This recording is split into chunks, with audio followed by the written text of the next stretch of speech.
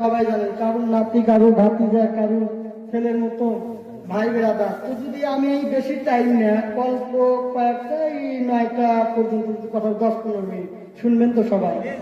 একটু জেগে করলাম, তারপর কি রাগ করছে? কারণ আমি আবার গার্লফ্রেন্ডকে একটু জেগে রাখলে না করলে ভালো হয় না। আগে হলো তেল তাজা করতে হবে, তেল জেন্দা করতে হবে। কথা বলেন ঠিক কিনা?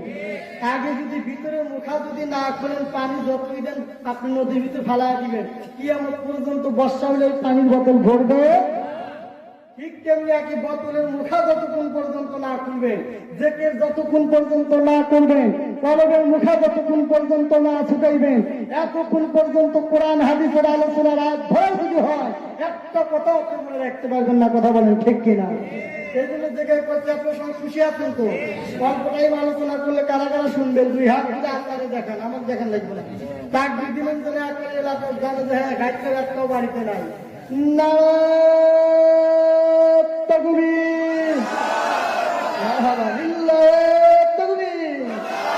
আল কোরআনের আলো, আল হাদিসের আলো, এই কোরআন হাদিস যেখানে, আলেম ওলামা যেখানে, এই তবার খিচুড়ি যেখানে, আলহামদুলিল্লাহ হাত নামা তবার খিচুড়ি যেখানে আমরাও আছি সেখানে। সত্য কথা বলতে আলহামদুলিল্লাহ আছে, কিন্তু ভয়ের কোনো কারণ নাই।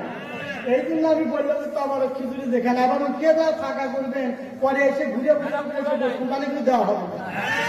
কথা রাজি আছে? আমি কিন্তু ওই দিকেই থাকবো। লোকজন উঠে দেবেন যে আলোচনা করুক, হাসান যতক্ষণ পারে করুক, যখন ঘুরে বসে তখন ফোন তুলতে দৌড় দিব না। তাহলে এই মেয়ে যাও তো খিচুড়ি দিতেছে, ওইগুলো একটাও দিতে ঢুকতে দেবো না। কথা বলেন ঠিক কিনা? খিচুড়ির পাগল হতে হবে না, হতে হবে কোরআনের পাগল। কিসের পাগল?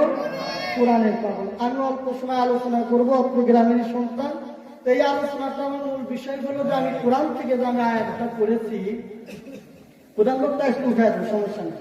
এই কোরআন থেকে যা তেলাওয়াত করছি, কুল্লু নাফসিন যায়িকাতুল মাউত। আসলে আমরা প্রত্যেকটা মানুষই মরণশীল। প্রত্যেকটা মানুষ মরণশীল। আজও বাহিমান গ্রামে একজন ব্যক্তি মারা গেল, তো মাগরিবের আমি ওখানে পড়লাম, মসজিদে দ্বিতীয় জামাত করলাম। তো বেতারা চলে গেল আজকে মাঠের কবর ঘুমাইতেছে অন্ধকারের ভিতরে। কথা বলেন ঠিক কিনা? আর আমরা আলোময় অন্ধকার সুন্দর জায়গায় আমরা বসে আছি। চিরজীবন কিন্তু এই জায়গায় এইভাবে থাকবে না। কথা বলেন ঠিক কিনা? একদিন যেতে হবে। যে যত রকমের আমরা, যত নাম্বার নেই, যত রকমের ক্ষমতার দাপট জায়গায়, কিন্তু চিরদিন কারোর জন্য দুনিয়ায় থাকা যাবে। এই জন্য আমি মাঝে মাঝে বলি, ও গো পরোয়ার মাফ করে দাও।